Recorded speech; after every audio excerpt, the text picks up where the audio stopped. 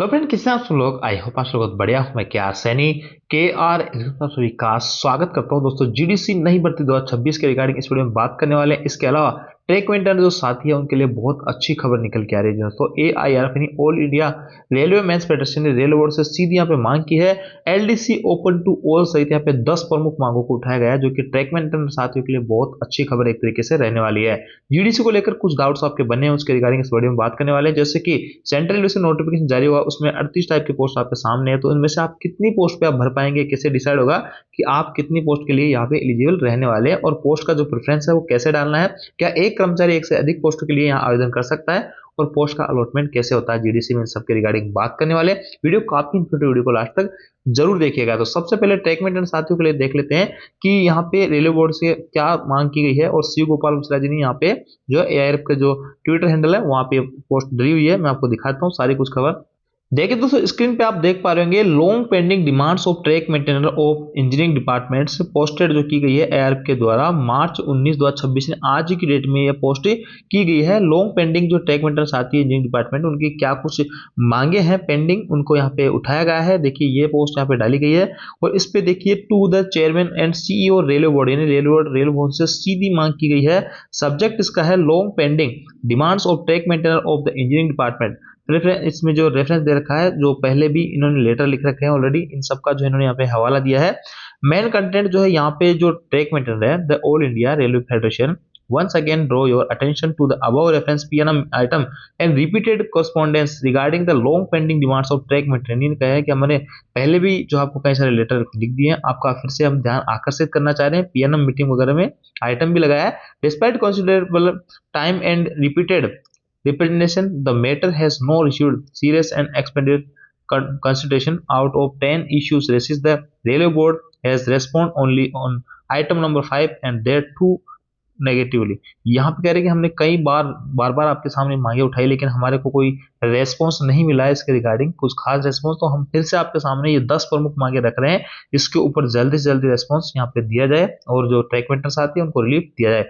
अब देखिए, पहली जो मांग है, enhancement of lateral induction quota increase from 10% to 30%। अभी क्या होता है कि जैसे कि आपके ट्रेन 4 के अलावा जितनी पोस्ट है ग्रुप डी की, वहां पे आप लोगों को जाने का मौका मिल जाता है। इसके लिए कंडीशन है कि 8 साल की सर्विस होनी चाहिए, उसमें भी जो सीनियर रहेंगे उनको मौका मिलता है। तो वहां पे अभी जितनी भी दूसरे डिपार्टमेंट के लेवल 1 के अंदर जो पोस्टें खाली होती है, 10% पोस्टें आपकी TM4 से भरी जाती है। कहा जा रहा है कि इनको 30% यहाँ पे किया जाए बढ़ाकर।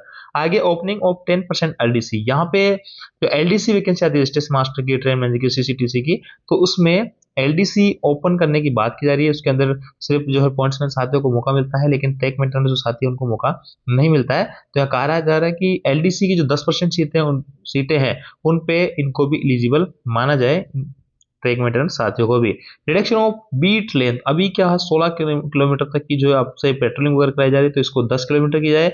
और नाइट पेट्रोलिंग जब की जाती है तो सिंगल एक बंदा कर जाता है, जो कि रिस्की रहता है नाइट के अंदर पेट्रोलिंग करना, तो 2 बंदों को एक साथ पेट्रोलिंग करवाई जाए। Relaxation of education qualification for JE, यानी जेई के लिए एजुकेशन क्वालिफिकेशन है उसमें छूट दी जाए ट्रैक मेंटेनर साथियों को।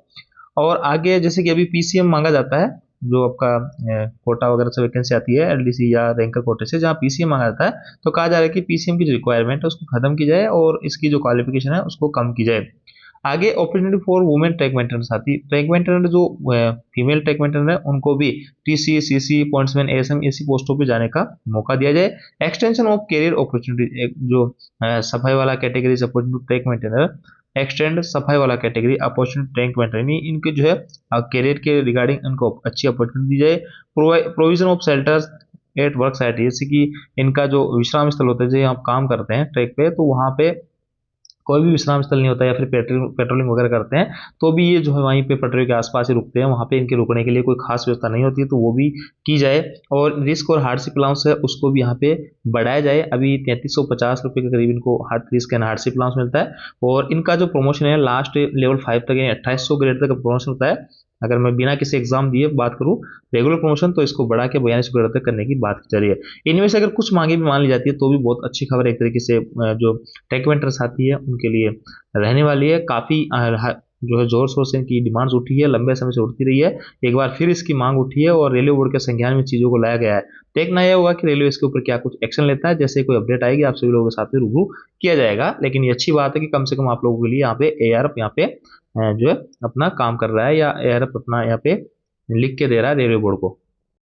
अब देखिए तो साथियों, कुछ दोस्त पूछ रहे सर एक एम्प्लॉय कितनी पोस्ट के लिए आवेदन कर सकता है। तो देखिए वो डिपेंड करेगी कि आपके पास में क्या कुछ क्वालिफिकेशन है। जैसे कि मैं बात करूँ, यहाँ पे आपके सामने 38 टाइप की पोस्ट रहने वाली है। जैसे कि ये इनकी जो क्वालिफिकेशन है उसको थोड़ा स्क्रॉल करेंगे तो आपके सामने हर पोस्ट की जो है क्वालिफिकेशन भी देखने को मिल जाएगी। तो देखिए यहाँ पे हर पोस्ट की क्वालिफिकेशन है। अब यहाँ पे कुछ बंदे ऐसे होंगे जिन्होंने ITI भी कर रखी होगी और जिन्होंने जो है यहाँ पे ग्रेजुएशन वगैरह भी कर रखी होगी, जैसे कि चाहे प्राइवेट करो या फिर रेगुलर करो। तो देखिए ग्रेजुएशन अगर आपने कर रखी है तो आप यहाँ पे CCTC का एग्जाम दे सकते हैं। NTPC ग्रेजुएट वाली जो पोस्ट है, JEE है, स्टेस मास्टर है, और आप जो है ट्रेन मैनेजर है, इन पोस्टों के लिए आवेदन कर सकते हैं। दूसरी बात, आपने ITI भी साथ में कर रखी है, यानी ITI और आपने ग्रेजुएशन दोनों आपके पास में है और इनका सीजन सेम नहीं है। अगर रेगुलर की हो और प्राइवेट अगर की हो आपने ग्रेजुएशन तो फिर सीजन अगर सेम भी होगा तो भी चल जाए, कोई दिक्कत वाली बात नहीं है। और ITI भी आपके पास में तो फिर आप जो LP के लिए आवेदन कर सकते हैं, या फिर टेक्नीशियन के लिए भी आवेदन कर सकते हैं।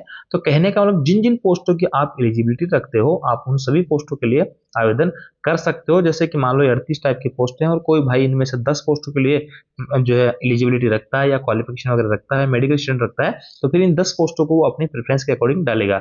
जैसे किसी भाई को मान लो ट्रेन मैनेजर की पोस्ट सबसे ऊपर डालनी, तो 1 नंबर पे ट्रेन मैनेजर डालेगा, 2 पे स्टेस मास्टर डालेगा, 3 पे CCTC JEE डालेगा, 4 पे मान लो CCTC डालेगा, 5 पे और कोई डालेगा। जिन जिन पोस्टों पे आप एलिजिबिलिटी रखते हो, जिन जिन पोस्टों के आपके पास में क्वालिफिकेशन है, और क्वालिफिकेशन का आप कहाँ देखोगे, इस नोटिफिकेशन में इस साइड पे क्वालिफिकेशन दे रखी है। आपके JEE वगैरह के लिए डिग्री डिप्लोमा मांगा गया 3-3 साल का। अगर वो भी किसी भाई के पास में है, ITI भी किसी भाई के पास में है, तो फिर वो JEE वाला भी एग्जाम दे सकता है, टेक्नीशियन का भी एग्जाम दे सकता है और LP का एग्जाम भी दे सकता है। इन सब के अलावा अगर किसी भाई के पास में ग्रेजुएशन भी कर रखी है तो फिर वो सभी एग्जाम यहाँ पे दे सकता है। और यहाँ पे JEE की जैसे अलग अलग स्ट्रीम है, टेक्नीशियन की भी अलग अलग स्ट्रीम है। जिस भी स्ट्रीम से आपने डिग्री डिप्लोमा कर रखा है उसी स्ट्रीम का आप जो है एग्जाम दे सकते हैं, JEE का हो या फिर टेक्नीशियन का हो। तो यहाँ उम्मीद करता हूँ आपको समझ में आया होगा कि एक बंदा एक से अधिक पोस्टों के लिए भी आवेदन कर सकता है, बशर्ते उसके पास में उन सभी पोस्टों की, इन पोस्टों के लिए आवेदन कर रहा है, वो क्वालिफिकेशन हो। पोस्ट प्रेफरेंस आप अपने हिसाब से यहाँ पे चुनोगे, आपको किन पोस्ट पे जाना है। जैसे कि NTPC ग्रेजुएट के अंदर JEE वाली पोस्ट बहुत शानदार मानी जाती है।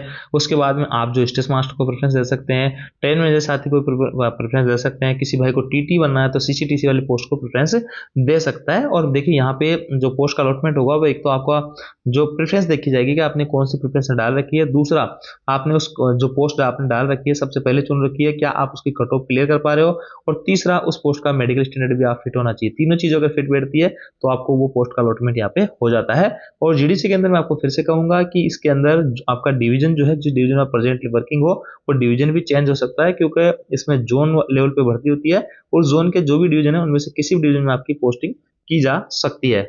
और देखिए दोस्तों, यहाँ पे जैसे कि ओपन भर्ती में नॉमिनेशन होता है, वही नॉमिनेशन आपका यहाँ पे जो है होने वाला है, क्योंकि एक साथ सभी कर्मचारियों का एग्जाम लेना संभव नहीं है, क्योंकि वर्किंग यहाँ पे इफेक्ट होगी। तो ऐसे में फिर नॉमिनेशन वाला फॉर्मूला भी यहाँ पे अपनाया जाएगा। सिलेबस वगैरह की बात करें दोस्तों, तो यहाँ पे सभी पोस्टों का सिलेबस अलग अलग दे रखा है। जैसे कि जो ग्रेजुएट लेवल की पोस्ट है, good train manager, station master, JEE, ये आपकी NTPC ग्रेजुएट लेवल की पोस्ट है, तो इनका सेम सिलेबस रहेगा जैसे NTPC ग्रेजुएट लेवल का रहता है। तो वो आप यहाँ पे देख सकते हैं, हर पोस्ट का आप सिलेबस इसमें देख सकते हैं, इस नोटिफिकेशन में डिटेल से दे रखा है। बाकी जैसे किसी और जोन से वैकेंसी वगैरह के अपडेट आती है तो आपसे वीडियो के साथ साझा करूंगा। वीडियो आपको अच्छा लगा, वीडियो को लाइक कीजिए, दोस्तों के साथ शेयर जरूर करें, और आप हमारे टेलीग्राम ग्रुप का लिंक डिस्क्रिप्शन में है, उसको जाके ज्वाइन कर सकते हैं। Thank you.